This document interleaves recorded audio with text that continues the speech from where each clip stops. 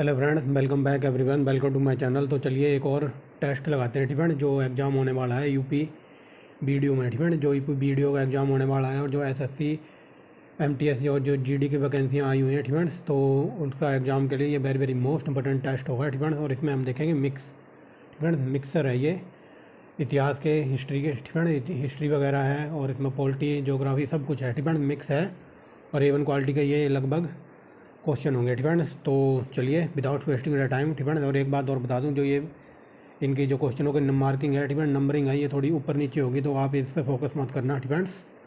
अगर मेरी आवाज़ किसी को स्लो लगे तो 1.50 या फिर 1.75 पे देखना और 480 पिक्सल पे देखना। तो चलिए पहला क्वेश्चन क्या कहता है, ठीक है। देखिए इस पर वेरी वेरी मोस्ट इंपोर्टेंट लगा लो, हज़ारों बार ये क्वेश्चन पूछा गया हुआ, चाहे ये हिस्ट्री के अकॉर्डिंग कह लो या फिर कह लो साइंस के अकॉर्डिंग, ठीक है। तो सर्वप्रथम मानव ने किस धातु का प्रयोग किया था? तो ये किया था तांबा, ठीक है। तांबा याद रखेंगे अगर ये क्वेश्चन पूछ ले कि सबसे पहले मानव ने किस औजार का प्रयोग किया था, तो इसकी ट्रिक देख लीजिए, ठीक है। ट्रिक बता देता हूँ, ये देखिए, ये लिख दिया मैंने कुत्ता, ठीक है। अगर ये पूछ ले कि मानव ने सबसे पहले किस औजार का प्रयोग किया था या फिर किस हथियार का प्रयोग किया था, तो इस कू से बनेगा कुल्हाड़ी, ठीक है। इस कू से बनेगा कुल्हाड़ी। अगर ये पूछ ले कि सबसे पहले किस धातु का प्रयोग किया था, तो ये ता से बनेगा तांबा, ठीक है। याद रखेंगे अगर ये पूछ ले किस हथियार का प्रयोग किया था, तो इस कू से बनेगा कुल्हाड़ी। और ये पूछे किस धातु का प्रयोग किया था, तो ता से बनेगा तांबा। अगर ये पूछ ले कि मनुष्य ने सबसे पहले किस जानवर को पालतू बनाया था, तो फिर आप इस पूरे कुत्ते को याद रखना, ठीक है। सबसे पहले कुत्ते को पालतू जानवर बनाया था, तो इस कुत्ते से 3-4 क्वेश्चन बन सकते हैं, ठीक है। पहला क्वेश्चन यही बना है कि मानव ने सबसे पहले किसको हथियार प्रयोग किया था, तो कू से कुल्हाड़ी। और धातु पूछ ले तो ता से तांबा, और पालतू जानवर पूछ ले तो पूरा कुत्ता याद रखेंगे, ठीक है। आई होप क्लियर हो गया होगा। नेक्स्ट देखिए, ठीक है। भारत में, ठीक है, भारत में अंगूरों की खेती, ठीक है, सबसे ज़्यादा कहाँ होती है? तो ये होती है महाराष्ट्र के नासिक में, ठीक है। वेरी वेरी मोस्ट इंपॉर्टेंट है, नासिक में सबसे ज़्यादा अंगूरों की खेती होती है, याद रखेंगे, ठीक है। और अंगूरों को याद रखना, ठीक है। आगे चलिए, कोयना, ठीक है। कोयना बांध किस नदी पर है? तो ये महाराष्ट्र में है, वेरी वेरी मोस्ट इंपॉर्टेंट है कोयना बांध, कई बार पूछ लेता है ग्रुप सीडी के एग्जाम के, ये पालतू क्वेश्चन है। आगे देखिए, शरीफा फसल कौन से महीने में काटी जाती है? तो ये नवंबर के महीने में काटी जाती है, ठीक है।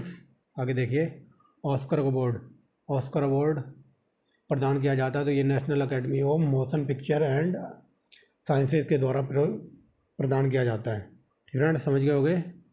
और ये वेरी वेरी मोस्ट इंपॉर्टेंट है, ये फिल्मी दुनिया में दिया जाता है, और किसके द्वारा दिया जाता है? तो ये देखिए, national academy of motion picture and sciences के द्वारा दिया जाता है। आगे आगे चलिए, ये वेरी वेरी मोस्ट इंपॉर्टेंट लगा लो, ये हिंदी के according very very most important question है, कई बार ये पूछा है कि ज्ञानपीठ पुरस्कार प्राप्त करने वाले प्रथम हिंदी लेखक कौन थे? तो ये सुमित्रा नंदन पंत, सुमित्रा नंदन पंत का नाम याद रखेंगे। और कई बार ये पूछ लेता किस कृति के लिए मिला था, तो इनकी कृति थी चिदम्बरा, ठीक है। चिदम्बरा, चिदम्बरा के लिए इनको मिला था, याद रखेंगे। और ये वेरी वेरी मोस्ट इंपॉर्टेंट है। तो सरस्वती सम्मान प्राप्त करता प्रथम कौन थे? तो ये थे अमिताभ बच्चन के फादर हरिवंश राय बच्चन। आगे चलिए, भारत रत्न, ठीक है, भारत रत्न से विभूषित प्रथम व्यक्ति कौन थे? तो सबसे पहले मिला था भारत रत्न डॉक्टर एस राधाकृष्णन को, वेरी वेरी मोस्ट इंपॉर्टेंट है। आगे देखिए, मरणोपरांत भारत रत्न प्राप्त करने वाले, ठीक है, सर्वप्रथम मरणोपरांत किसको दिया था? तो लाल बहादुर शास्त्री को भारत रत्न मिला था मरने के बाद। आगे चलिए, और इस नाम पे लगा लीजिए, very very most important, Bharat में भारत रत्न सबसे पहले कौन से विदेशी को दिया गया था? तो ये दिया गया था खान अब्दुल खान गफ़ार खान को, ठीक है। यहाँ से 2-3 क्वेश्चन बनते हैं, तो देखिए, कई बार ये पूछ लेता है कि सीमांत गांधी किसको कहते हैं? तो खान अब्दुल खान गफ़ार खान को सीमांत गांधी कहते हैं। और कई बार ये पूछ लेता है कि पैरेलल, ठीक है, पैरेलल गांधी या फिर सीमांत गांधी, या फिर कहते हैं किसको गांधी के समकालीन कहते थे, तो इन्हीं का नाम याद रखेंगे, खान अब्दुल खान गफ़ार खान को। और कई बार ये पूछ लेता है कि लाल कुर्ती आंदोलन किसने चलाया था? तो ये खान अब्दुल खान गफ़ार खान ने चलाया था, ठीक है। और जब हमारे देश का विभाजन हुआ था, ये सबसे ज़्यादा रोए थे और ये जाके रहने लगे थे अफ़गानिस्तान वाले इलाके में, ठीक है। अगर ये पूछ ले कि इनका जो अखबार वगैरह आया था तो वो कौन सी भाषा में था? तो ये पश्तूनी, ठीक है, पश्तूनी भाषा याद रखेंगे। आगे चलिए, द्वितीय विश्व युद्ध के दौरान जापान पर परमाणु बम कब गिराया गया था? तो ये 6 अगस्त 1945, ये very very most important date है। आगे चलिए, यहाँ एक वर्ड है जापान, ठीक है, तो जापान को पकड़िए और इसका पोस्टमार्टम करते हैं, ठीक है। कई बार ये पूछ लेता है कि जापान का पुराना नाम क्या था, ठीक है, तो इसको कहते थे, जापान का निक नेम था निप्पन, ठीक है। और कई बार ये लिखा मिलेगा कि आपको कि उगते हुए सूरज का देश किसको कहते हैं? तो जापान, ठीक है। और जापान की राजधानी है टोक्यो। और कई बार यूपी पीसीएस में ये पूछ लेता है कि जापान की राजधानी टोक्यो कौन से द्वीप पर है, तो ये है होन्शु। ठीक है, होन्शु द्वीप पर स्थित है जापान की राजधानी। वेरी वेरी मोस्ट इंपोर्टेंट है। और कई बार ये पूछ लेता है कि जापान में जो चक्रवात वगैरह आते हैं, जैसे अपने इंडिया में चक्रवात आते हैं तो उनको कहते हैं चक्रवात। ठीक है, चक्रवात कहते हैं, लेकिन जापान में जो चक्रवात आते हैं उनको कहते हैं टाइफून। ठीक है, टाइफून याद रखेंगे, टाइफून को। ठीक है, और क्या बता दूं इसके बारे में, कई बार ये पूछा जाता है कि रिक्शा। ठीक है, रिक्शा शब्द और ये जापान सुनामी शब्द। ठीक है, रिक्शा शब्द कैसा है और सुनामी शब्द कैसा है, तो ये जापानी शब्द है। ठीक है, जापान वालों की देन है ये रिक्शा और सुनामी शब्द। इतनी बात याद रखेंगे, आगे चलते हैं। डिफेंस आगे चलिए। हिमसागर एक्सप्रेस किन दो जगहों के बीच चलती है, J&K यानी कि जम्मू और कश्मीर के बीच। आगे चलिए। उगते हुए, तो ये बता दिया, उगते हुए सूरज की भूमि, तो ये कहा जाता है जापान को। डिफेंस आगे चलिए। मध्य प्रदेश की राजधानी भोपाल है। Defence very very most important है ये भोपाल। और कई बार यहाँ से पूछ लेता है कि भोपाल में जो 1984 में गैस त्रासदी हुई थी, तो वो कौन सी गैस रिसाव हुई थी, तो वहाँ पर हुई थी MIC। ठीक है, मिथाइल आइसोसाइनाइड। फ्रेंड्स, और ये पूछ लेता है कि ये कब हुआ था भोपाल में गैस त्रासदी कांड, तो ये 1984। और कौन सी गैस का रिसाव हुआ था, तो MIC। ठीक है, मिथाइल आइसोसाइनाइड। ठीक है, आगे चलिए। जापान की राजधानी ये बता दिया, टोक्यो। ठीक है, आगे चलिए।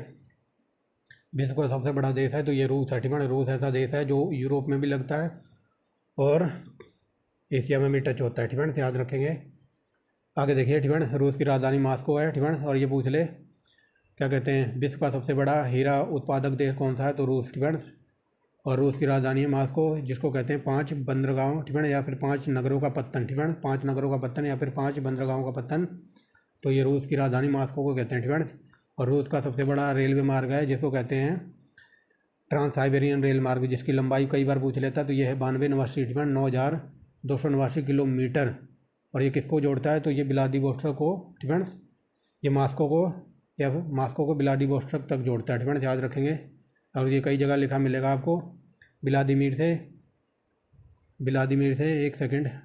ठीक है, तो ये कई जगह लिखा मिलेगा, व्लादिमीर से व्लादिवोस्टोक तक को जोड़ता है। इसकी लंबाई याद रखना। ठीक है, ये है 9289। ठीक है, आगे चलते हैं। और कई बार ये पूछ लेता है, जो रूस अपने एशिया में भी टच करता है ना, तो और आधा ये पड़ता है यूरोप में, आधा एशिया में। ठीक है, तो इसी वाले जो एरिया रूस को टच करता है और एशिया को टच करता है रूस का, तो इसी को बोल देते हैं यूरेशिया। ठीक है, यूरेशिया बोल देते हैं कई बार। और कई बार पूछ लेता है कि एशिया, ठीक है, या फिर यूरेशिया के बीच कौन से घास के मैदान है, तो उसको कहते हैं स्टेपीज। ठीक है, स्टेपीज याद रखेंगे। रूस और एशिया के बीच कौन से घास के मैदान है, और ये है ठंडा घास का मैदान, स्टेपीज याद रखेंगे। ठीक है, आगे चलिए। भारत की मुख्य भूमि का अक्षांश किस बीच फैला हुआ है, तो ये 84°4। ठीक है, 84°4 अक्षांश और 37° 6 अक्षांश के बीच है। ठीक है, आगे चलिए। अक्टूबर और नवंबर के महीने में भारी वर्षा कहाँ होती है, तो ये कोरोमंडल तट पर होती है। Very very most important. आगे देखिए। चेन्नई। ठीक है, चेन्नई के दक्षिण पश्चिमी मानसून से अन्य स्थानों की तुलना में वर्षा कम क्यों होती है, क्योंकि चेन्नई में देखिए क्योंकि मानसून कोरोमंडल तट के समानांतर चलता रहा है। चेन्नई में बहुत गर्मी है और नमी संघनित नहीं होने देता वे अपतटीय हवाएं होती हैं। ठीक है, समझ गए होंगे। आगे चलिए। गुवाहाटी। ठीक है, गुवाहाटी से चंडीगढ़ तक मानसूनी वर्षा को क्या कहते हैं, तो इसको कहते हैं हासन ट्रेंड। ठीक है, हासन ट्रेंड याद रखेंगे। एक वर्ष में, ठीक है, एक वर्ष में हासन ट्रेंड वर्षा होती है। ठीक है, ऐसे याद रखेंगे। बाकी ये याद मत रखना, अगर ना रख सकते हो तो ये कई बार पूछ लेता है, चंडीगढ़ और गुवाहाटी के बीच में जो मानसूनी वर्षा होती है उसको क्या कहते हैं, उसको कहते हैं हासन ट्रेंड। ठीक है, नेक्स्ट देखिए। सबसे 50 सेंटीमीटर से कम वर्षा वाला क्षेत्र है, तो ये लेह लद्दाख। ठीक है, जो कि अब बन गया है ये UT यानी कि यूनियन टेरेटरी। आगे देखिए। कौन सा गठबंधन भारत का स्थलाकृति मानचित्र बनाता है, तो यह है भारतीय सर्वेक्षण विभाग। ठीक है, जो भारत की जो स्थलाकृति वगैरह है, तो ये मैप वगैरह बनाते हैं। ठीक है, तो ये है भारतीय सर्वेक्षण विभाग। ठीक है, आगे चलिए। भारत का वह कौन सा क्षेत्र केंद्र शासित क्षेत्र है, ठीक है, क्या लिखा है ये, आगे चलिए। ठीक है, यहाँ देखिए। भारत का ऐसा कौन सा केंद्र शासित प्रदेश ऐसा है कि इसके 4 जिले। ठीक है, तो इसके 4 जिले हैं, तो ये पुदुचेरी की बात कर रहा है। इसके 4 जिले हैं, कराईकल, यवनम, माहे वगैरह। ठीक है, तो ये पुदुचेरी की बात कर रहा है। ठीक है, ये माहे वगैरह आंध्र प्रदेश में पड़ता है, और कराईकल ये केरल वगैरह में पड़ता है। ठीक है, और ये यनम वगैरह तमिलनाडु की साइड पड़ता है। आगे चलिए। झीलों के अध्ययन को क्या कहते हैं, ये वेरी वेरी मोस्ट इंपोर्टेंट है, इसको कहते हैं निम्नोलॉजी। और कई बार ये क्वेश्चन पूछा जाता है कि 1000 झीलों की भूमि को किसको कहते हैं, तो फिनलैंड। ठीक है, फिनलैंड को झीलों की वाटिका या फिर हज़ार झीलों की भूमि कहा जाता है। वेरी वेरी मोस्ट इंपोर्टेंट है। आगे देखिए कुल्लू घाटी कहाँ पर पड़ती है, तो ये धौलाधार और पीर पंजाल के बीच में पड़ती है। नेक्स्ट देखिए पिपली घाट दर्रा किस पहाड़ी का भाग है, तो ये अरावली, ठीक है, अरावली पहाड़ी का भाग है। और अरावली पर्वत विश्व का सबसे प्राचीन पर्वत है, ठीक है। अगर ये पूछे भारत का प्राचीन पर्वत या फिर विश्व का सबसे प्राचीन पर्वत, तो अरावली। और ये कहाँ पड़ता है, तो ये पड़ता है राजस्थान, ठीक है। राजस्थान का नाम याद रखेंगे, ये राजस्थान में पड़ता है। और कई बार ये पूछ लेता है कि इसकी सबसे ऊंची चोटी कौन सी है, तो फिर इसका नाम याद रखेंगे गुरु शिखर, ठीक है। गुरु शिखर इसकी सबसे ऊंची चोटी है। और ये पिपली घाट दर्रा, तो ये अरावली पहाड़ी का ही भाग है, ठीक है। आगे चलिए, ये वेरी वेरी मोस्ट इंपोर्टेंट है, लॉलीपॉप क्वेश्चन है। आज भी ग्रुप सी डी एग्जाम का पालतू क्वेश्चन है। कई बार ये पूछ लेता है कि नेपाल में माउंट एवरेस्ट को क्या कहते हैं, तो सागर माथा, ठीक है। और यहाँ लिखा हुआ है कि सागर माता किसको कहा जाता है, माउंट एवरेस्ट को, ठीक है। याद रखेंगे। गॉडविन ऑस्टिन क्या है, तो ये भारत की सबसे ऊंची चोटी है, इसको K2 भी कहते हैं, ठीक है। तो एक चोटी है। अगर ये पूछ ले भारत की दूसरी सबसे ऊंची चोटी कौन सी है, तो फिर वो हो जाएगी कंचनजंगा, ठीक है। कंचनजंगा ये वाला जो मैं बता रहा हूँ, ये एग्जाम यूपी पीईटी में पूछा गया है, ठीक है। तो वहाँ पर लिखा था कि कौन सी भारत की सबसे दूसरी ऊंची चोटी है, ठीक है ना। वहाँ पर ये लिखा था कि भारत की सबसे ऊंची चोटी कौन सी है, ठीक है। तो वहाँ गॉडविन ऑस्टिन ऑप्शन में ही ना था, इसे K2 ऑप्शन में ही था, तो उसका आंसर हो जाएगा कंचनजंगा, ठीक है। याद रखेंगे, वहाँ K2 ऑप्शन में नहीं था, यानी कि ये गॉडविन ऑस्टिन ऑप्शन में नहीं था। आगे चलिए, ग्रेट हिमालय का दूसरा नाम क्या है, तो ये हिमाद्री भी कहते हैं। आगे चलिए, जो नाग टिब्बा, ठीक है, जो नाग टिब्बा और महाभारत पर्वत श्रृंखलाओं के बीच शामिल है, तो वो है निम्न हिमालय, या फिर इसको बोल देते हैं लघु हिमालय, ठीक है। हिमालय के भी 3-4 पार्ट हैं, लघु हिमालय, ठीक है, बृहद हिमालय, महाभारत हिमालय, ठीक है, ऐसे 3-4 पार्ट हैं। तो आगे देखिए, ठीक है, ये यूपीपीसीएस 2022 में क्वेश्चन पूछा हुआ था, कार्बोरेटर इंजन किस में होता है, तो ये पेट्रोल इंजन, ठीक है। कार्बोरेटर का इंजन किस में होता है, तो ये पेट्रोल इंजन में होता है। ये 2022 यूपीपीसीएस में पूछा था। हाइड्रोमीटर, ये very very most important question है, ठीक है, और फालतू क्वेश्चन है ये ग्रुप सी डी एग्जाम का। हाइड्रोमीटर से क्या नापते हैं, तो आर्द्रता, ठीक है, वायुमंडल की आर्द्रता नापते हैं। Very very most important. Next देखिए, बाल्टोवा नद कहाँ पर है, तो ये काराकोरम पर्वत श्रृंखला में पड़ता है। आगे देखिए, इस पर लगाओ वेरी वेरी मोस्ट इंपोर्टेंट। कल जो मैंने मॉडर्न हिस्ट्री की जो हमारी सीरीज चल रही है, ठीक है ना, सतीश चंद्र बिपिन चंद्रा की बुक से और प्लस स्पेक्ट्रम की बुक से 2000 क्वेश्चन मैंने कराने के लिए कहा है। लगभग ख़त्म हो गई है वो सीरीज, ठीक है। एक वीडियो और बाकी है। तो कल मैंने जो वीडियो बनाई थी, तो उसमें भारत के जितने गवर्नर जनरल थे, तो वहाँ पर इसका नाम आया था। और इसको मैंने बताया था कि भारत में स्थायी बंदोबस्त पूछ ले, या फिर इस्तेमरारी बंदोबस्त, या फिर लिखा मिलेगा आपको परमानेंट सेटलमेंट, ठीक है। ये स्थायी बंदोबस्त को ही कहते थे, इस्तेमरारी बंदोबस्त, परमानेंट सेटलमेंट, ये सब लाया था ये लॉर्ड कॉर्नवालिस। अगर ये पूछ ले हमारे देश में, ठीक है, कानून व्यवस्था का जनक किसको कहा जाता है, तो ये लॉर्ड कॉर्नवालिस का नाम याद रखेंगे।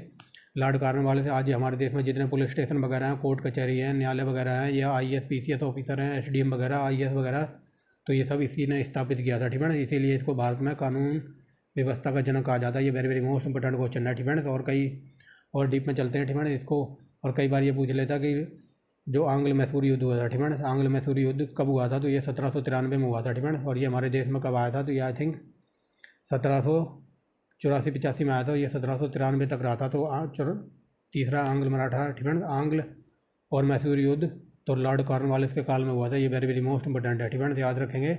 और कई बार ये पूछ लेता है लॉर्ड कॉर्नवालिस की कब्र कहाँ है, तो ये उत्तर प्रदेश में एक जगह पड़ती है गाजीपुर, ठीक है, इसकी गाजीपुर में कब्र है। आगे चलते हैं, ठीक है, इतनी बातें याद रखना। आगे देखिए, हिमानी बर्फ़ का विशाल पिंड क्या है, तो हिमानी पर्वत के क्षेत्रों में शीर्ष स्थलों पर छाया रहता है, ठीक है।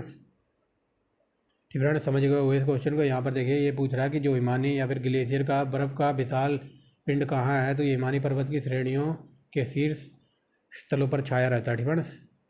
आगे चलिए, कई बार ये डायरेक्ट पूछा कि संगमरमर कैसा, ठीक है, संगमरमर कहाँ से मंगवाया जाता था, ठीक है, कि जो क्या बोलते हैं, राजस्थान का जो मकराना क्षेत्र है, यहाँ से संगमरमर ताजमहल बनाने के लिए मंगवाया जाता था।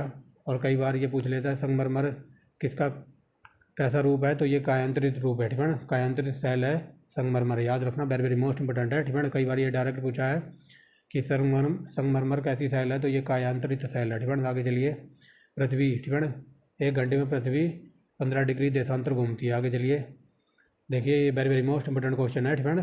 चंद्र ग्रहण कब होता है, तो कई लोग ये कहते हैं कि आज मैं देखो डीप में बता देता हूँ, सिंपल, ठीक है। कई लोग सोचते हैं कि ये सूर्य वगैरह होता है, ये बीच वगैरह में आ जाता है। सूर्य अपनी जगह से कहीं हिल के नहीं जाता, सूर्य एकदम स्टेबल है, ठीक है। मान लो सूर्य यहाँ है तो यहाँ से हिलेगा नहीं, चाहे चंद्र ग्रहण हो चाहे हो सूर्य ग्रहण, ठीक है। सूर्य स्टेबल है ना, अपनी सूर्य कहीं हिल के जाता है अपनी जगह से, ठीक है। तो यहाँ देखिए पूछा है चंद्र ग्रहण कब होता है। मान लो ये सूर्य है, ठीक है, ये है सन और ये है अपना चंद्रमा यानी कि सी। तो यहाँ पूछा चंद्र ग्रहण कब होता है, जब सूर्य, ठीक है, ये सूर्य है और ये चंद्रमा, सूर्य और चंद्रमा के बीच में जब यहाँ पृथ्वी आ जाएगी ना, तब होगा चंद्र ग्रहण, ठीक है। याद रखना, ये पृथ्वी आ जाएगी यहाँ पर बीच में, तब होगा चंद्र ग्रहण, ठीक है। समझ गए होगे। ये देखिए लिखा पृथ्वी सूर्य और चंद्रमा के बीच आ जाती तब होता है चंद्र ग्रहण। अगर कई बार ये पूछ ले कि सूर्य ग्रहण कब होता है, ठीक है, तो ये देखिए सूर्य यहीं रहेगा, सूर्य कहीं हिल के नहीं जाएगा और यहाँ है पृथ्वी, ठीक है। ये है पृथ्वी। तो अगर ये क्वेश्चन पूछ ले कि सूर्य ग्रहण कब होता है, जब ये देखिए सूर्य और पृथ्वी, ठीक है, ये सूर्य और पृथ्वी के बीच में जब यहाँ चंद्रमा आ जाएगा, ठीक है, ये चंद्रमा आ जाएगा तब होगा सूर्य ग्रहण। समझ गए हुए। चंद्र ग्रहण कब होता है, जब सूर्य और चंद्रमा के बीच में ये पृथ्वी आती है। और सूर्य ग्रहण कब होता है, तो सूर्य ग्रहण होता है तब जब सूर्य और पृथ्वी के बीच में ये चंद्रमा आ जाता है, ठीक है। आई होप क्लियर हो गया होगा, आज के बाद कभी गलत नहीं होगा। आगे चलिए, ठीक है। ब्रिटिश शासन के ब्रिटिश शासन ने किन स्थानों पर पहली रेलवे चलाई थी। ये very very most important question है ग्रुप CD एग्जाम का, और रेलवे में तो पता नहीं कितनी बार पूछा गया होगा, ठीक है। तो चलिए और इसका कर देते हैं पोस्टमार्टम, ठीक है। पहली रेल कब चली थी, ये 1853 में चली थी, ठीक है। और कई बार ये पूछ ले, ठीक है, 1853 में पहली रेल चली थी इंडिया के अंदर, कहाँ से, मुंबई से ठाणे के बीच में। और ये पूछ ले कितने किलोमीटर, ये 34 किलोमीटर चली थी। अब थोड़ा डीप लेवल में चलते हैं, ठीक है। अगर ये पूछ ले कि किसके शासनकाल में चली थी, तो लॉर्ड डलहौजी, ठीक है, लॉर्ड डलहौजी, झंडू राम डलहौजी के कार्यकाल में चली थी, ठीक है। और कई बार ये पूछ ले, ठीक है, ये झंडू राम डलहौजी के कार्यकाल में चली थी। और याद रखना कई बार ये डीप में क्वेश्चन पूछ ले कि भारत में सबसे ज़्यादा रेलवे का विकास किसके कार्यकाल में हुआ था, तो ये 1848 में आया था ये लॉर्ड डलहौजी, और ये 1856 तक रहा था, ठीक है। हमारे देश में 1856 तक रहा था, जब तक ये भारत का गवर्नर जनरल बन के रहा ना, तो इसके कार्यकाल में, यानी कि लॉर्ड डलहौजी की बात हो रही, तो लॉर्ड डलहौजी के कार्यकाल में 4000 किलोमीटर की पटरियाँ बिछाई गई थी, ठीक है। याद रखना कई बार क्वेश्चन डीप में बन जाता है और आदमी, ठीक है, अगर आप लोगों ने डीप में नहीं पढ़ा होता ना, तो आप सोचते हो क्वेश्चन आजकल ऐसे पूछे जा रहे हैं कि सबसे ज़्यादा रेलवे का विकास किसके कार्यकाल में हुआ। अगर आपने डीप में नहीं पढ़ा होगा ना, तो आप सोचोगे कि डलहौजी के कार्यकाल में सबसे पहले रेल चली थी, तो इसी पे टिक कर दो, यही आंसर ठीक होगा, बट वो आंसर हो जाता है गलत, ठीक है ना। ये 1848 में आया था हमारे देश में, 1856 तक वायसराय रहा था, और इसके कार्यकाल में लगभग 4000 किलोमीटर के बीच में पटरियाँ बिछाई गई थी, ठीक है ना, याद रखना। अब चलते हैं आपके आंसर के ऊपर, ठीक है। अगर ये क्वेश्चन ये पूछ ले कि सबसे ज़्यादा विकास किसके कार्यकाल में हुआ था रेलवे का, तो इस केस से बनेगा करजन, ठीक है। करजन जब वायसराय बन के आया था, तो लगभग 28,000 किलोमीटर के बीच में रेलवे की पटरियाँ बिछाई गई थी, ठीक है। तो आंसर हो जाएगा उस क्वेश्चन का, करजन के काल में सबसे ज़्यादा रेलवे का विकास हुआ था, ठीक है। तो याद रखेंगे। और कई बार ये पूछ लेता कि जो भारत में प्रथम तार लाइन या कि डाक सेवा चली थी, तो किसके कार्यकाल में चली थी, तो डलहौजी के कार्यकाल में ही चली थी, ठीक है। 1854 में चली थी। और पूछ ले कहाँ से कहाँ तक, तो ये आगरा टू WB यानी कि वेस्ट बंगाल तक चली थी, ठीक है। तार बाई वही चिट्ठी वगैरह है, ठीक है। तार लाइनें, पहले तार वगैरह आता था ना, चिट्ठी वो डाकिया लेके आता था, तो उसी की बात हो रही थी। तो आगरा से पश्चिम बंगाल के बीच में सबसे पहली तार लाइन चली थी, ये 1854 में, ठीक है, डलहौजी के कार्यकाल में चली थी। और कई बार ये डलहौजी से क्वेश्चन बनता है कि हड़प नीति का सिद्धांत या फिर डॉक्ट्रिन ऑफ लैप्स कौन लेकर आया था, ये लेकर आया था कौन, लॉर्ड डलहौजी। सबसे पहले हड़प लिया था इसने सतारा को, ठीक है। उसके बाद झांसी को, ठीक है। सतारा के बाद झांसी का नंबर आया था, फिर संबलपुर, फिर ऐसे करके करते नागपुर वगैरह का सबको इसने हड़प लिया था। लेकिन UPPT का जो एग्ज़ाम हुआ है 2023 में, ठीक है, 2023 अब 2022 का एग्ज़ाम हुआ है, वहाँ पर क्वेश्चन ये पूछा था कि अवध को, ठीक है, अवध को लॉर्ड डलहौजी ने किस के अंतर्गत हड़प लिया था, तो अवध को कुशासन का आरोप लगाकर, ठीक है, जो अवध का राजा वगैरह था, तो उसके ऊपर कुशासन का आरोप लगाया था कि तुम अपना राजपाट ठीक से नहीं चला रहे हो, अब तुम हटो साइड में, अपना राज्य दे दो हमें। तो कुशासन का आरोप लगाकर मतलब राजपाट हड़प लिया था, मतलब तुम अपना राजपाट ठीक से नहीं चला रहे हो, ठीक है। ऐसे याद रखना इतनी बात झंडू राम डलहौजी के लिए, ठीक है। आगे चलिए, सादरी पर्वत श्रृंखला का अन्य नाम क्या है, तो ये पश्चिमी घाट, ठीक है। ये देखिए ये अपना भारत है ना, तो ये सह्याद्री वगैरह यहाँ है, तो इसी को पश्चिमी घाट कह देते हैं। और कई जगह ये आपको सह्याद्री भी लिखा मिलेगा, ठीक है। और जो इधर वाला तट है तो उसको कह देते हैं कोरोमंडल तट, ठीक है। आगे चलिए, भारत का सबसे ऊंचा पठार कौन सा, तो ये लद्दाख का पठार है, नो डाउट अबाउट डैट। आगे चलिए, बागान कृषि का उत्पादन कौन करता है, जो गैर खाद्य फसल। नेक्स्ट देखिए, भारत में, ठीक है, भारत में फसलों का क्षेत्रफल कितना है, तो ये लगभग 60, ठीक है। भारत में फसलों का क्षेत्रफल कितना है, तो खाद्यान्न के क्षेत्रफल का 60 से 70%, ठीक है। आगे चलिए, जूट, भारत में सबसे A1 क्वालिटी का जूट उत्पादन करता है पश्चिम बंगाल, ठीक है। और जूट सबसे ज़्यादा उत्पादन भी पश्चिम बंगाल में होता है, ठीक है। अगर ये पूछ ले कि भारत के बाद सबसे ज़्यादा जूट कहाँ पर उत्पादन होता है, तो फिर जाएंगे बंगाल, ठीक है, बंगाल नहीं, ठीक है, बांग्लादेश, ठीक है, बांग्लादेश। भारत में पूछ ले तो सबसे ज़्यादा जूट A1 क्वालिटी का होता है बंगाल में, ठीक है। और ये पूछ ले भारत के बाद सबसे ज़्यादा जूट कहाँ उत्पादन होता है, तो फिर बांग्लादेश का नाम याद रखेंगे। बांग्लादेश ने पूरी टक्कर दे रखी है इंडिया को जूट के उत्पादन में। नेक्स्ट देखिए, ठीक है, युद्ध में साहस और पराक्रम के लिए दिया जाने वाला भारत का सर्वोच्च सैनिक पुरस्कार है, तो ये परमवीर चक्र। ये आया A1 क्वालिटी का क्वेश्चन, ठीक है, अभी बता दिया ना। स्थायी बंदोबस्त किसने लगाया था, लॉर्ड कॉर्नवालिस ने। और ये पूछ ले, यहाँ पर पूछा है स्थायी बंदोबस्त के तहत जमींदारों को पूरे राजस्व का कितना प्रतिशत राज्य को देना पड़ता था, तो ये 100 में से देना पड़ता था 89% राज्य को, ठीक है। 11%, 1/11% अपने आप रखते थे। और कई जगह ये 89 की जगह आपको पता क्या लिखा मिलेगा, ये लिखा मिलेगा 10/11, ठीक है। 10/11 राज्य को देना पड़ता था और 1/11 अपने पास रखते थे, ठीक है। तो ये 10/11 100 का निकालोगे तो ये 89 कुछ आएगा, ठीक है, समझ गए होगे। ये 89 की जगह कई जगह आपको 10/11 भी लिखा मिलेगा 100 में से, ठीक है। तो इतना राज्य को देना पड़ता था और बाकी 1/11 ये अपने पास रख सकते थे। और ये इसी को स्थायी बंदोबस्त, इस्तमरारी बंदोबस्त और परमानेंट सेटलमेंट वगैरह सब इसी को कहते थे। और ये कई बार डीप में क्वेश्चन बन जाए कि ये जो स्थायी बंदोबस्त थी ये कहाँ कहाँ पर लागू थी, तो ये ओ से, ठीक है, ओ से उड़ीसा, पी से पश्चिम बंगाल, यू से उत्तर प्रदेश, ठीक है, और बिहार वगैरह में लागू थी ये, ठीक है, याद रखेंगे। और कई बार ये पूछ ले कि इस जो स्थायी बंदोबस्त था ये भारत की कितनी % भूमि पर था, तो ये 19% भूमि पर लगाया हुआ था, ठीक है, 19% भूमि पर था ये स्थायी बंदोबस्त, ठीक है। आगे चलिए, सोन घाटी, ठीक है, सोन घाटी का संबंध किससे है, तो ये निम्न पूरा पाषाण काल से है। दो नदियों के बीच की भूमि को क्या कहते हैं, तो उसको कहते हैं दोआब। नेक्स्ट देखिए, ठीक है, प्रायद्वीपीय भारत की सबसे लंबी नदी है, तो ये very very most important question है। और ये है गोदावरी नदी। ये जो HCS का एग्जाम हुआ है 2022 में, ये वहाँ पर पूछा गया था कि गोदावरी नदी की लंबाई कितनी है, ठीक है, वहाँ पर ये क्वेश्चन पूछा गया था। तो इसकी लंबाई है 1465, यानी कि 1465 किलोमीटर लंबी है ये, ठीक है। और कई बार ये पूछ लेता है कि दक्षिण, ठीक है, दक्षिण, आगे देखते हैं, ठीक है, ये देखिए, ये आ गया क्वेश्चन जो मैं बता रहा था। किस नदी को दक्षिण गंगा कहा जाता है, ठीक है, दक्षिण गंगा कहा जाता है गोदावरी नदी को, ठीक है, वेरी वेरी मोस्ट इंपॉर्टेंट है ये। कई लोग यहाँ पर कंफ्यूज हो जाते हैं। दक्षिण अगर ये पूछ लेना दक्षिण गंगा किसको कहा जाता है, सिर्फ दक्षिण गंगा कहे तो गोदावरी। अगर ये पूछ ले दक्षिण की गंगा, ठीक है, अगर ये दक्षिण के बाद की लग जाए ना यहाँ पर बीच में, ठीक है, तो फिर उसका आंसर हो जाएगा कावेरी, ठीक है, समझ गए होगे। अगर ये पूछे किस नदी को दक्षिण गंगा कहते हैं तो गोदावरी। अगर ये पूछ रहे दक्षिण की गंगा, ठीक है, यहाँ पर बीच में की लग जाए यहाँ पर की, ठीक है, तो फिर उसका आंसर हो जाएगा कावेरी, ठीक है। आई होप समझ गए होगे। किस नदी का उद्गम भारत से बाहर है, तो ये ब्रह्मपुत्र नदी का। आगे देखिए, सिंधु नदी किस पर्वत श्रेणी से निकलती है, तो कैलाश पर्वत श्रेणी से। नेक्स्ट देखिए क्या कहता है, हरित क्रांति, ठीक है।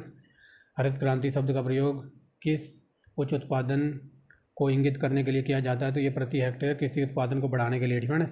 इसको तो आप देख के ही लगा सकते हो। हरित क्रांति में क्या हुआ था, तो कृषि उत्पादन को बढ़ाने के लिए हरित क्रांति चलाई गई थी। और कई बार ये पूछ लेता कब चलाई थी, तो 1966-67 में चली थी।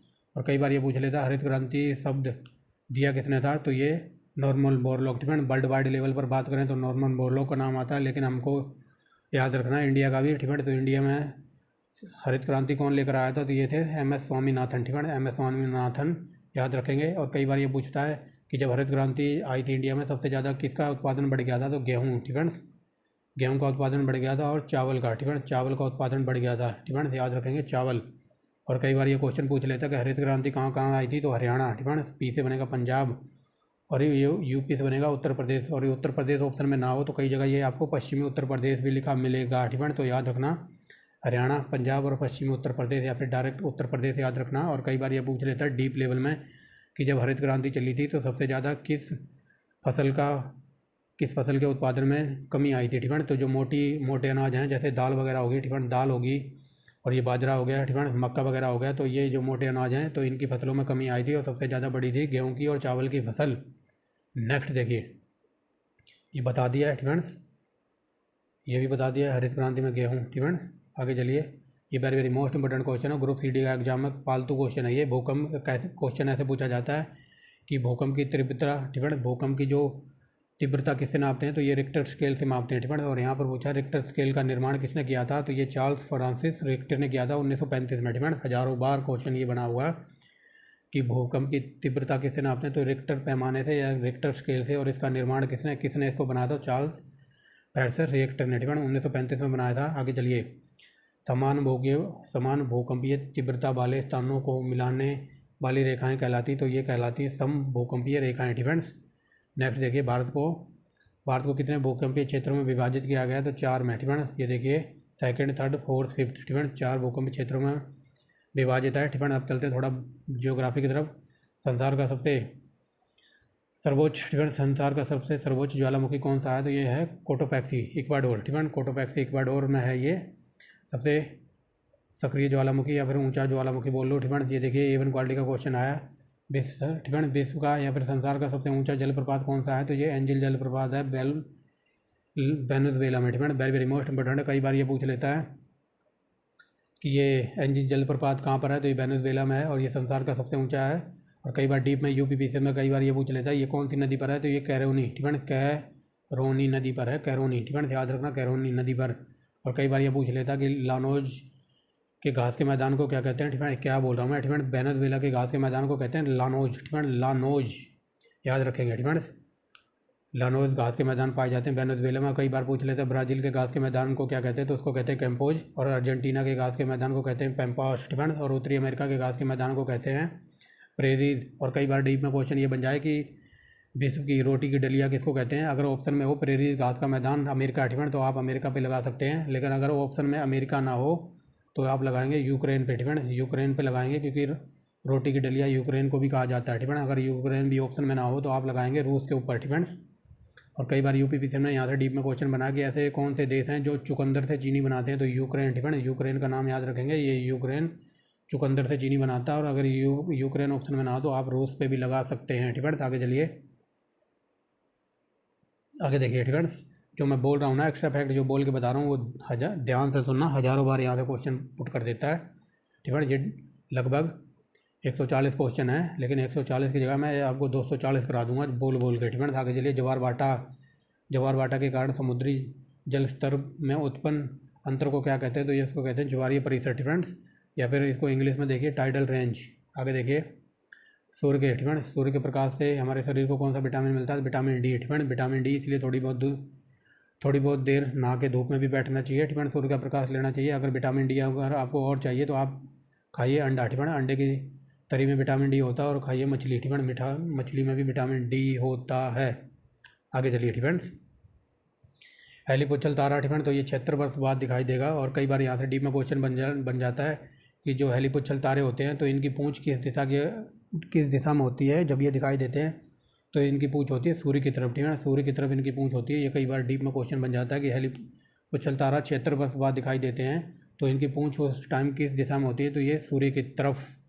नेक्स्ट देखिए, चमगादड़ रात को किस तरंगों की सहायता से उड़ते हैं, तो ये है प्रसरभ तरंगे, ठीक है, यूवी रेज बोल सकते हो आप। आगे चलिए, HIV एड्स, ठीक है, HIV एड्स विषाणु, ठीक है, HIV विषाणु से कौन सा रोग होता है, तो ये एड्स रोग होता है, ठीक है। HIV का जहाँ भी नाम आएगा तो HIV एड्स, ठीक है। और कई बार यहाँ से डीप में क्वेश्चन बन जाता है, ठीक है, कई बार यहाँ से डीप में क्वेश्चन बन जाता है कि जो, ठीक है, ये क्लियर हो गया ना HIV एड्स, ठीक है, एड्स को ये HIV भी कहते हैं, तो ये विषाणु के द्वारा होता है, कई बार पूछ लेता है यहाँ से, ठीक है। और कई बार ये पूछ लेता है कि HIV एड्स के लिए कौन सा टेस्ट होता है, तो एलिसा टेस्ट, ठीक है, एलिसा। और कई बार यहाँ से पूछ लेता है कि टाइफाइड के लिए कौन सा टेस्ट होता है, मान लो किसी का टाइफाइड वगैरह हो जाए, ठीक है, अगर आप डॉक्टर वगैरह के पास जाओगे तो आप देखना डॉक्टर 3-4 टेस्ट लिखता है और एक टेस्ट होता है वो W बना के लिखता है, ठीक है। तो टाइफाइड का टेस्ट होता है बिडाल टेस्ट, याद रखेंगे, बिडाल टेस्ट होता है टाइफाइड के लिए, एलिसा टेस्ट होता है एड्स के लिए।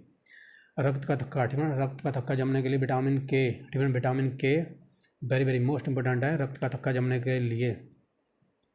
मान लो अगर किसी का रक्त का थक्का, मान लो किसी के जो हीमोफीलिया बीमारी है, ठीक है, अगर हीमोफीलिया जिस भी बंदे की बीमारी है बहुत खतरनाक बीमारी है, अगर वो थोड़ा सा भी बंदा जिसको हीमोफीलिया बीमारी है अगर कट जाए या फिर ब्लेड वगैरह लग जाए या फिर गिर के कहीं से खून निकलने लगे तो उसका रक्त मतलब उसका खून जल्दी से बंद नहीं होता है, ठीक है, और इतना बहता रहता है और एक टाइम ऐसा आता है कि उसकी मृत्यु भी हो सकती है अगर उसे टाइम पर ट्रीटमेंट ना मिले, ठीक है। आपने देखा होगा कि हमारे शरीर में जो खून जमा रहता है, ठीक है, मान लो आप कट गए, थोड़ा ब्लेड लग गया तो थोड़ी देर बाद वो खून बंद हो जाता है, रक्त का थक्का जम जाता है, तो विटामिन के की वजह से, ठीक है।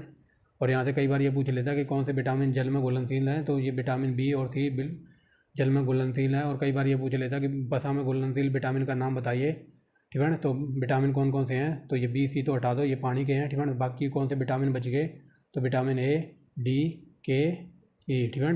तो ये 4 विटामिन हैं, इनको याद रखना। अगर याद नहीं रख सकते हो तो अभी बता देता हूँ, ठीक है। ये 4 विटामिन देना, ए, डी, के, ई, ठीक है। ये 4 विटामिन बसा में घुलनशील हैं। अगर याद ना रख सकते हो तो ट्रिक पे चलते हैं, इसकी ट्रिक लिख लो, ठीक है। कीड़ा, ठीक है, ये 4 विटामिन है ना, तो इनको मैंने कीड़ा लिख दिया, ठीक है। याद रखना ये कीड़ा, ठीक है। ये विटामिन ही है, विटामिन के, विटामिन ई, विटामिन डी, ए, ठीक है। तो ये कीड़ा ही है, इसको मैंने घुमा के सीक्वेंस में अरेंज करके कीड़ा लिख दिया। तो ऐसे याद रखना, कीड़ा गया बसा में, ठीक है। कीड़ा गया बसा में, याद रखना, यहाँ से भी क्वेश्चन बन जाता है। यहाँ पर प्रिंटिंग मिस्टेक है, ठीक है। ये एम्पियर होता है विद्युत धारा का, ठीक है। एम्पियर सेकंड किसका मात्रक है, तो ये विद्युत धारा का।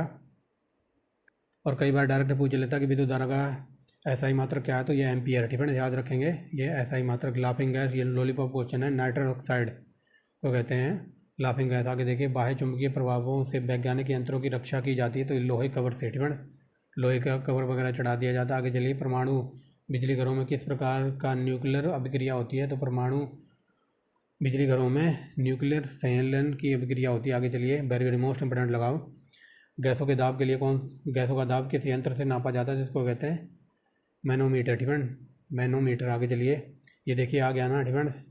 ये विश्व का सबसे लंबा रेल मार्ग, तो ये बता दिया था, ट्रांस साइबेरियन रेल मार्ग है। और इसकी लंबाई वगैरह, ठीक है, ये लंबाई गलत लिखी हुई है यहाँ पर, ठीक है। इसकी लंबाई मैंने ऊपर बताई थी ना, ये 9289 किलोमीटर है, जो कि व्लादिवोस्तोक को साइबेरिया से जोड़ता है, ऐसे याद रखना। और ये विश्व का सबसे लंबा रेलवे मार्ग है। आगे देखिए, भारत में प्रथम EISO, ठीक है, EISO का प्रमाण पत्र वाला बैंक कौन था, तो ये कैनरा बैंक था, जिसकी स्थापना हुई थी 1 जुलाई 1966, ठीक है। आगे देखिए, प्रथम बैंक जिसने 1940 में लंदन में अपनी शाखा खोली थी, तो ये बैंक ऑफ इंडिया ने लंदन में भी अपनी शाखा खोली थी। आगे चलिए, HYB, ठीक है। HYB कार्यक्रम किस लिए चलाया जा रहा है, तो कृषि नीति के लिए, ठीक है, कृषि उत्पादन के लिए चलाया जा रहा है।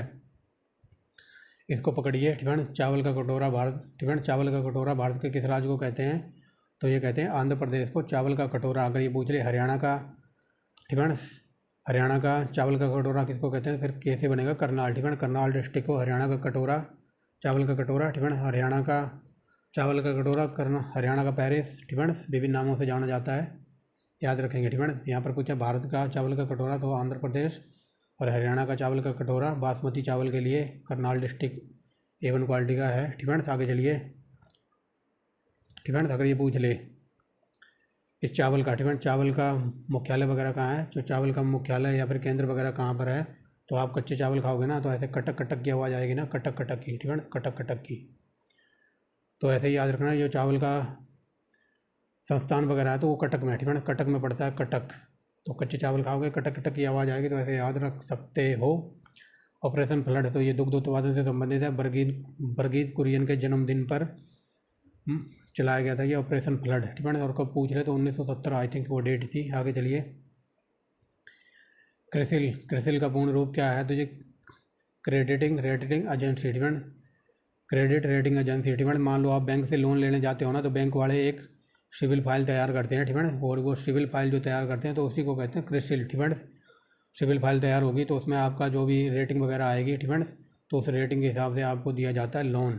अगर आपकी कोई लोन पहले से ले रखा है, उसकी किस्तें वगैरह चल रही हैं, तो आपकी जो फाइल तैयार होगी तो उसमें जो रेट वगैरह आएगा क्रिसिल रेट, ठीक है, तो वो कम आएगा, तो उसकी वजह से आपको लोन नहीं भी मिल सकता है और मिल भी सकता है बहुत कम। नेफ्ट, ठीक है, नेफ्ट या फिर नेफ्ट का पूरा नाम क्या है, तो नेशनल इलेक्ट्रॉनिक फंड ट्रांसफ़र, ठीक है, याद रखेंगे। और ऐसी A1 क्वालिटी की वीडियो देखने के लिए आप इस चैनल का नाम याद रखना, ठीक है।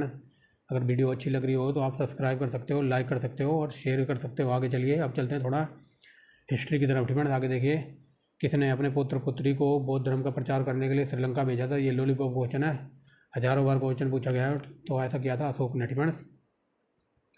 अब चलते हैं अशोक के ऊपर, ठीक है। कई बार ये पूछ लेता है कि अशोक के, ठीक है, अशोक के शिलालेख वगैरह कौन कौन सी भाषा में मिले हैं, ठीक है। तो ये इन सब की अशोक के जितने शिलालेख हैं, तो ओनली ट्रिक के नाम से प्ले लिस्ट बना रखी है, वहाँ पर जितने भी शिलालेख वगैरह मिले हैं, कहाँ से मिले हैं, तो इन सब की वीडियो मिल जाएगी आपको, ठीक है। और कई बार पूछ लेता है कि अशोक ने कौन से युद्ध के बाद, मतलब कौन से युद्ध के बाद, मतलब बौद्ध धर्म को अपना लिया, तो कलिंग युद्ध के बाद। कलिंग युद्ध के बाद बहुत ही मार काट हुई थी, तो उस दिन इसने कसम खा ली कि आज के बाद ना तो मैं शस्त्र वगैरह उठाऊँगा, ना ही युद्ध वगैरह करूँगा, ठीक है। कई बार डीप में क्वेश्चन ये बन जाता है कि अशोक का नाम कौन से अभिलेख में मिला है, तो अशोक का नाम मिला है मस्की अभिलेख में, ठीक है। मस्की अभिलेख में मिला है। आई थिंक इसका 12वां अभिलेख है वो, ठीक है। अगर क्वेश्चन ये पूछ ले कि अशोक का सबसे लंबा अभिलेख कौन सा है, तो 13वां अभिलेख, ठीक है। 13वां अभिलेख है जो सबसे लंबा है। लेकिन यूपीपीसी में कई बार यहाँ से क्वेश्चन ऐसे बन जाता है कि अशोक के किस अभिलेख में धर्म के ऊपर चर्चा की गई, तो 13वें अभिलेख में, ठीक है। 13वें अभिलेख में धर्म के ऊपर चर्चा की गई है।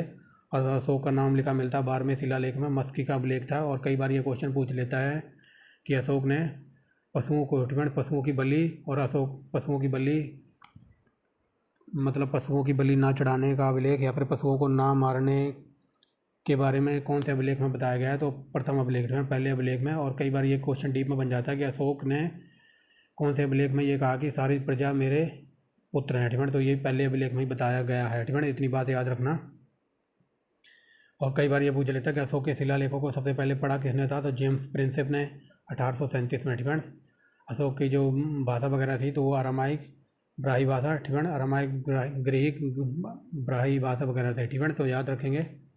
ये देखिए, कौटिल्य द्वारा रचित अर्थशास्त्रों को 15 पार्ट में डिवाइड किया गया, ठीक है। और ये कौटिल्य कह लो, या विष्णुगुप्त कह लो, या फिर कह लो समुद्रगुप्त, ये 3 नाम एक ही बंदे के थे। और ये था चंद्रगुप्त मौर्य का दरबारी, ठीक है, और या फिर गुरु कह लो।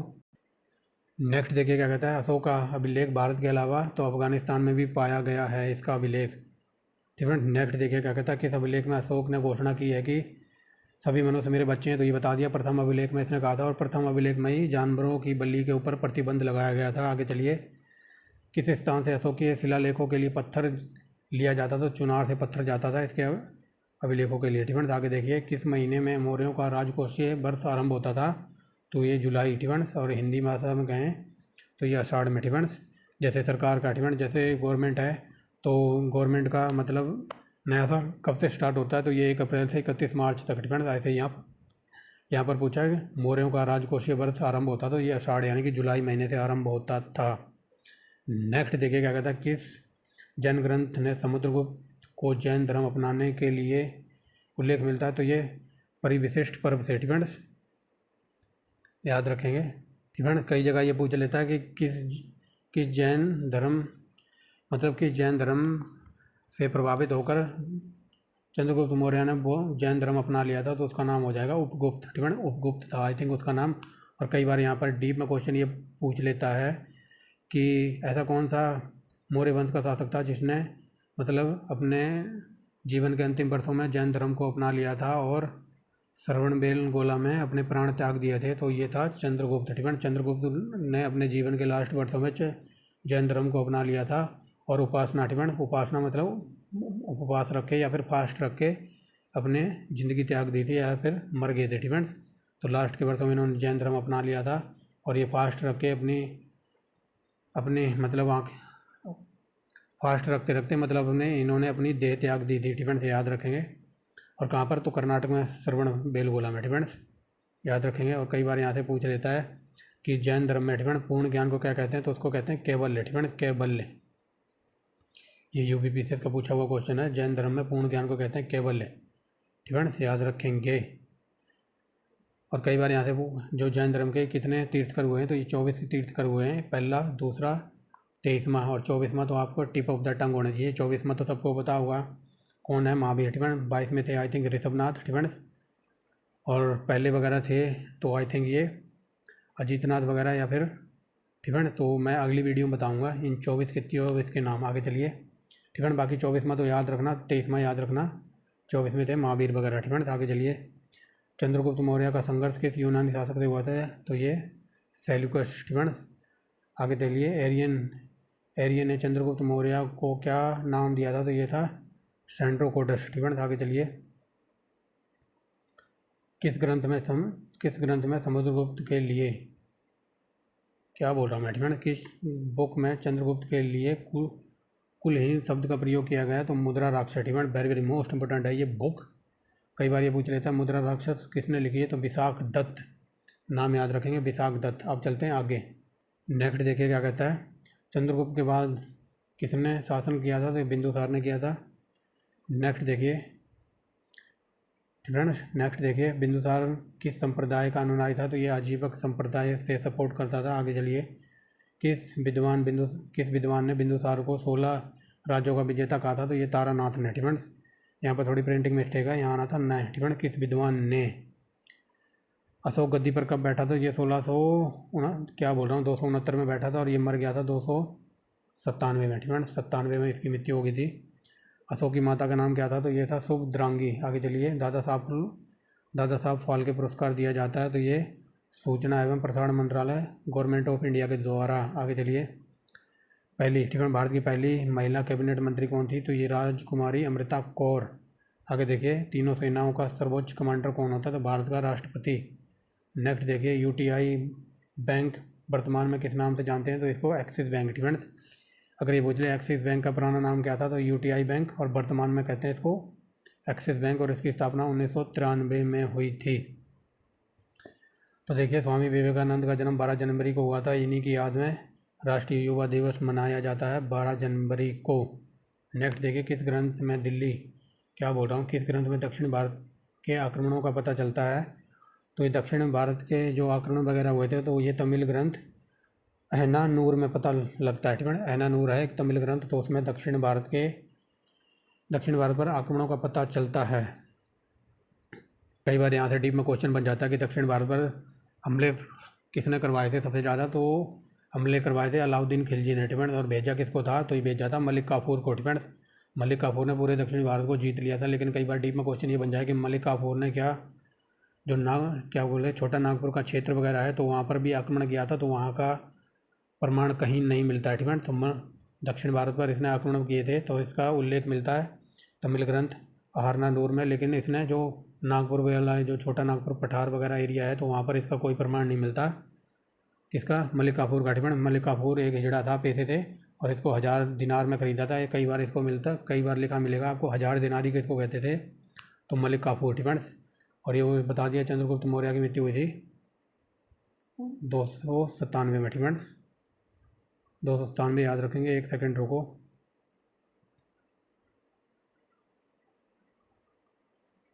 ठीक है, यहाँ मैंने शायद ये बता दिया है, अशोक गद्दी पर बैठा था 269 में। ठीक है, लेकिन ये मैंने बता दिया ना 297 में। ठीक है, 297 में अशोक की मृत्यु नहीं हुई थी। ठीक है, मैंने यहाँ शायद अशोक बता दिया, तो उसके लिए एक्सट्रीमली सॉरी।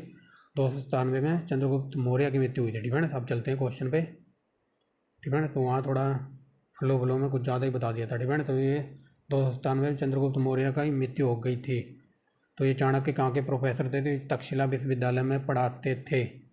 नेक्स्ट देखिए, ठीक है, ये रिपीट हो गए क्वेश्चन, एक सेकंड रुको। ठीक है, तो ये 2 क्वेश्चन रिपीट हो गए हैं, तो इसके लिए देख लीजिए दोबारा। ठीक है, 2 क्वेश्चन रिपीट हो गए थे। आगे चलिए, भारत का पहला मोबाइल बैंक कौन सा था? तो ये था लक्ष्मी बहिनी बैंक। ठीक है, और ये कहाँ पर है? तो ये सरखोन मध्य प्रदेश यानी कि MP। भारत के पहले उप प्रधानमंत्री थे सरदार वल्लभ भाई पटेल। ठीक है, और इनको सरदार की उपाधि दी थी बारदोली की महिलाओं ने। ठीक है, बारदोली सत्याग्रह का नेतृत्व किया था सरदार वल्लभ भाई पटेल ने। ठीक है, याद रखेंगे। और कई बार ये पूछ लेता कि सरदार वल्लभ भाई पटेल ने कौन से अधिवेशन की अध्यक्षता की थी कांग्रेस की? तो 1931 का कराची का अधिवेशन था। ठीक है, तो जिसकी अध्यक्षता करे थे सरदार वल्लभ भाई पटेल, और यही वो अधिवेशन था जिसमें महात्मा गांधी को काले झंडे दिखाए गए थे। और गांधी जी ने इस अधिवेशन में कहा था कि गांधी जी मर सकते हैं लेकिन गांधीवाद हमेशा जिंदा रहेगा। कब कहा था? 1931 में। कहाँ कहा था? तो कराची। ठीक है, याद रखेंगे। और काले झंडे क्यों दिखाए गए थे? क्योंकि 5 मार्च, ठीक है, 5 मार्च 5/3/1931। ठीक है, 1931 को क्या हुआ था? तो 5 मार्च 1931 को हुआ था गांधी इरविन समझौता, जिसमें लोग ये कह रहे थे अगर गांधी जी थोड़े और अड़ जाते ना तो भगत सिंह की फांसी रुकवाई जा सकती थी। ठीक है, अगर गांधी जी इरविन के आगे थोड़े और अड़ जाते ना तो 5 मार्च 1931 को जो समझौता हुआ था, तो वहाँ पर गांधी जी भगत सिंह की फांसी रुकवा सकते थे। लेकिन गांधी जी थे अहिंसा के खिलाफ। ठीक है, और अहिंसा की थी भगत सिंह ने सैंडर्स की हत्या करके। ठीक है, तो इसलिए महात्मा गांधी ज़्यादा अड़े नहीं और ज़्यादा इस पर बहस भी नहीं हुई। इसी वजह से देश में नाराज़गी वगैरह फैल गई थी। और 1931 में ही होता है क्या? कराची का अधिवेशन, जहाँ पर महात्मा गांधी को काले झंडे दिखाए गए थे। ठीक है, इतनी बात याद रखना। कि और बता दूँ? ठीक है, और कई बार ये पूछ लेते हैं महात्मा गांधी कौन से गोलमेज सम्मेलन में भाग लेने गए थे? तो ये द्वितीय गोलमेज सम्मेलन में भाग लेने गए थे। ठीक है, याद रखेंगे। और कई बार ये पूछ लेता है ऐसा कौन सा आदमी था जिसने तीनों गोलमेज सम्मेलन में भाग लिया था? तो उसका नाम था BR। ठीक है, BR अम्बेडकर का नाम याद रखेंगे। ठीक है, इतनी बात बहुत है आपके लिए। आगे चलिए, ये हज़ारों बार क्वेश्चन पूछा गया होगा। अमृत सेन को अर्थशास्त्र में नोबेल प्राइज़ कब मिला था? तो 1998 में मिला था। नेक्स्ट देखिए, Visvesvaraya iron steel limited company कहाँ पर है? तो ये भद्रावती में। फ्रेंड्स, भारत की सिलिकॉन वैली, तो ये बेंगलुरु को कहा जाता है। वेरी वेरी मोस्ट इंपॉर्टेंट है। ये है कर्नाटक की राजधानी बेंगलुरु। फ्रेंड्स, और यहाँ पर कहते हैं, इसी को कहते हैं सिलिकॉन वैली। और ये पूछ ले कि इसरो का मुख्यालय कहाँ है? तो ये कर्नाटक की राजधानी बेंगलुरु में है, जिसकी स्थापना हुई थी 1969 में हुई थी। फ्रेंड्स, 15 अगस्त 1969 में इसकी स्थापना हुई थी इसरो की। फ्रेंड्स, और कई बार ये पूछ लेता है, very very most important, PCS के अकॉर्डिंग कई बार ये पूछ लेता है कि भारत का एकमात्र भारत का एकमात्र तितली उद्यान कहाँ पर है? फ्रेंड्स, तितली राष्ट्रीय पार्क या फिर तितली उद्यान कहाँ पर है? तो उसका नाम है Bannerghatta. Friends, Bannerghatta national park है। तो ये कर्नाटक की राजधानी बेंगलुरु में है, जिसमें है A1 क्वालिटी की तितलियाँ। फ्रेंड्स, ये यूपीपीसी में कई बार डीप में क्वेश्चन बन जाता है, तो याद रखेंगे। आंध्र प्रदेश का अनंतपुर जिला किसके लिए प्रसिद्ध है? तो ये गोल्डन के लिए। फ्रेंड्स, इस पे लगाओ, वेरी वेरी मोस्ट इंपॉर्टेंट। कई बार ये पूछ लेते हैं कांडला बंदरगाह कहाँ है? तो ये गुजरात। फ्रेंड्स, और ये पूछ ले कैसा बंदरगाह है? तो ये ज्वारीय है। फ्रेंड्स, ज्वारीय बंदरगाह है, याद रखेंगे। फ्रेंड्स, और ये देखिए यहाँ पर स्वतंत्रता के बाद पहला विकसित बंदरगाह था, तो ये कांडला गुजरात में पड़ता है। और ये है ज्वारीय। फ्रेंड्स, ज्वारीय बंदरगाह है ये। फ्रेंड्स, याद रखेंगे। और कई बार यहाँ पर डीप में क्वेश्चन बन जाता है कि सिंधु घाटी सभ्यता का ऐसा कौन सा नगर था जहाँ पर डैकयार्ड था, या फिर गोदीबाड़ा कह लो, या फिर जहाज रानी कह लो, या फिर कह लो बंदरगाह। फ्रेंड्स, बंदरगाह बोले या डैकयार्ड बोले या जहाज रानी बोले। फ्रेंड्स, या फिर क्या बोले? फ्रेंड्स, तो ये सारे लोथल में थे। लोथल में A1 क्वालिटी का बंदरगाह था। फ्रेंड्स, ये डीप लेवल का क्वेश्चन बता दिया है। आगे चलिए। फ्रेंड्स, सबसे बड़ा बांध तो ये सतलुज नदी पर है, और भाखड़ा बांध है उस नाम का, भाखड़ा बांध। फ्रेंड्स, टिहरी बांध तो ये भागीरथी नदी पर है। नेक्स्ट देखिए, जल विद्युत शक्ति भारत का कुल कितना प्रतिशत? फ्रेंड्स, जल विद्युत शक्ति भारत में कुल कितना प्रतिशत विद्युत शक्ति का योगदान करती है? तो 1/5 भाग। फ्रेंड्स, इंदिरा गांधी। फ्रेंड्स, इंदिरा गांधी नहर किन नदियों से पानी प्राप्त होता है? तो ये सतलुज नदी से। फ्रेंड्स, आगे चलिए, इस पर लगाओ, वेरी वेरी मोस्ट इंपॉर्टेंट। कई बार पूछा है ब्यास। फ्रेंड्स, ब्यास नागार्जुन सागर बांध किस नदी पर है? तो ये कृष्णा नदी पर। फ्रेंड्स, याद रखना। याद ना रखते हो तो याद रखना, ट्रिक से। फ्रेंड्स, महाभारत में अर्जुन के साथ कौन रहता था? तो कृष्ण जी रहते थे ना, तो ऐसे याद रखना, कृष्ण जी हमेशा अर्जुन के साथ रहते थे, याद रखेंगे। फ्रेंड्स, और कई बार ये पूछ लेता है ये कौन से राज्य में पड़ता है? तो आंध्र प्रदेश। फ्रेंड्स, आंध्र प्रदेश याद रखना। और याद ना रख सकते हो तो ट्रिक याद रख लो, नागा। फ्रेंड्स, अर्जुन जी के साथ हमेशा कृष्ण जी रहते थे, और कृष्ण ने सब अपनी शक्ति से सबको अंधा कर दिया था, यानी कि आंध्र प्रदेश। फ्रेंड्स, आंध्र प्रदेश, कृष्ण जी ने अपनी शक्ति से सबको अंधा कर दिया था, यानी कि आंध्र प्रदेश। फ्रेंड्स, और कुछ बता दूं? और कई बार ये पूछ लेता कि अलमाटी बांध कहाँ है? फ्रेंड्स, अलमाटी बांध कहाँ है? तो यही याद रखना, अलमाटी बांध कहाँ पर है? तो आंध्र प्रदेश में है। फ्रेंड्स, नहीं, हाँ, आंध्र प्रदेश में तो है। कई बार ये पूछ लेता है कि अलमाटी बांध किस नदी पर है?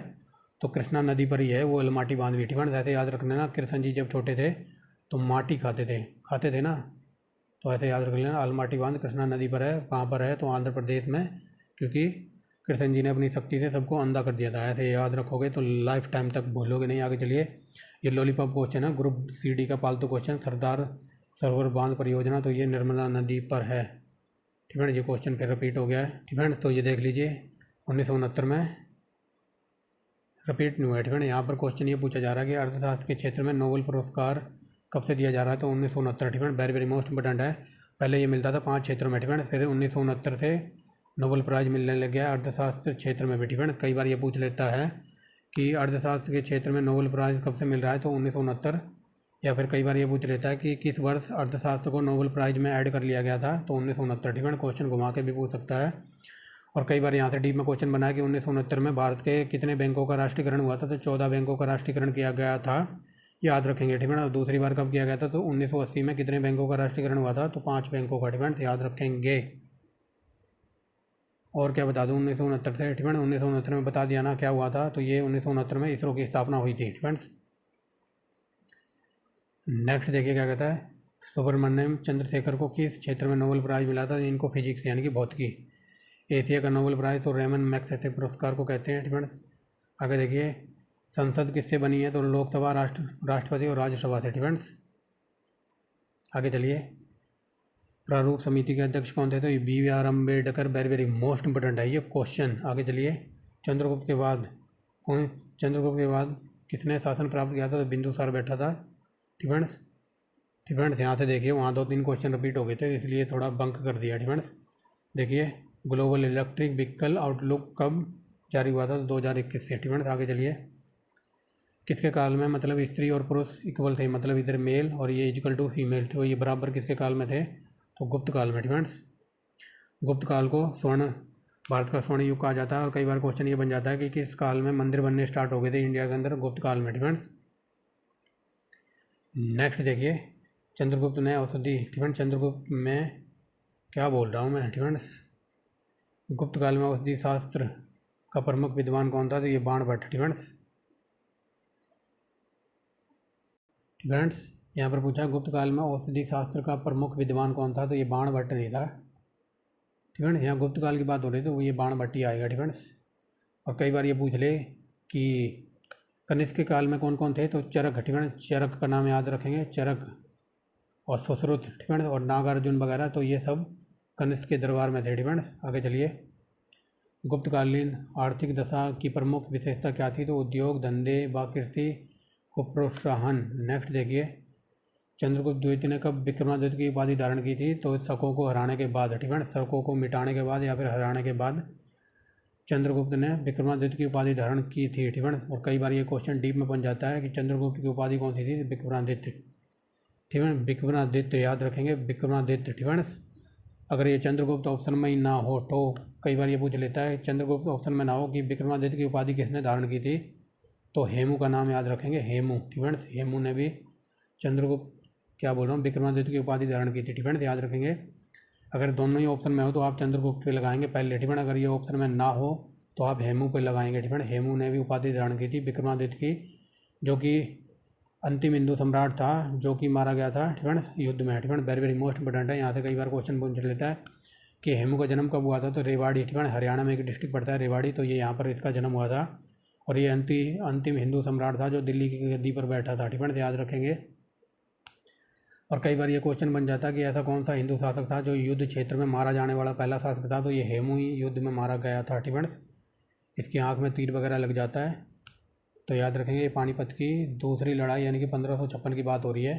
फ्रेंड्स और किसके बीच हुई थी? तो हेमू और अकबर के बीच में। फ्रेंड्स हेमू और अकबर के बीच में हुई थी। कई जगह ये अकबर नहीं लिखा मिलेगा, तो अकबर का एक बॉडी गार्ड था जिसको कहते थे बैरम खां। फ्रेंड्स ये बैरम खां और हेमू भी लिखा मिलेगा आपको। चलें आगे कि और कुछ बता दूं? फ्रेंड्स इतनी जानकारी बहुत है। फ्रेंड्स और कई बार यहाँ से क्वेश्चन ये बन जाता है कि शकों को हराने वाला कौन था? फ्रेंड्स तो ये स्कंदगुप्त। फ्रेंड्स नहीं क्वेश्चन ऐसे बनता है कि हूणों को हराने वाला कौन था? तो स्कंदगुप्त ने हराया था हूणों को। फ्रेंड्स ऐसे याद रखेंगे। तो ये बता दिया कौटिल्य प्रधानमंत्री थे चंद्रगुप्त मौर्य के। फ्रेंड्स और ये देखिए यहाँ पर प्रिंटिंग मिस्टेक है। फ्रेंड्स ये चरक और सुश्रुत और नागार्जुन किसके दरबार में थे? तो ये कनिष्क। फ्रेंड्स कनिष्क का नाम याद रखेंगे, और कनिष्क की राजधानी कौन सी थी? तो मथुरा। फ्रेंड्स मथुरा, और मथुरा किसके लिए प्रसिद्ध था? तो एवन क्वालिटी के सूती वस्त्र वगैरह बनते थे, और गंधार कला वगैरह सब फल फूल रही थी कहाँ पर? मथुरा में। फ्रेंड्स आगे चलें। फ्रेंड्स तो इसका यहाँ पर प्रिंटिंग मिस्टेक है, कनिष्क इसका आंसर है। फ्रेंड्स नेक्स्ट देखिए, खाद्य मूल्य सूचकांक सबसे ज़्यादा किस साल में A1 क्वालिटी का टॉप पर पहुँच गया था? तो 2014 में। फ्रेंड्स फूड प्राइस इंडेक्स किस साल में उच्चतम स्तर पर पहुंचा था? 2014। ये देखिए, विज्ञान दिवस 28 फरवरी को मनाया जाता है, और भारत में रविदास जयंती 27 फरवरी को मनाई जाती है। फ्रेंड्स तो ये थी आज की वीडियो। फ्रेंड्स कंटेंट वगैरह पसंद आए तो आप एक लाइक कर सकते हैं, और ये ग्रुप CD के एग्ज़ाम के पालतू क्वेश्चन थे। फ्रेंड्स जो यूपी का एग्ज़ाम होने वाला है ना, जो BDO का री एग्ज़ाम डेट आई है। फ्रेंड्स तो ये SSC GD वगैरह के लिए A1 क्वालिटी का डाटा है। फ्रेंड्स तो आप देखते रहिए और जुड़े रहिए चौहान सर के साथ।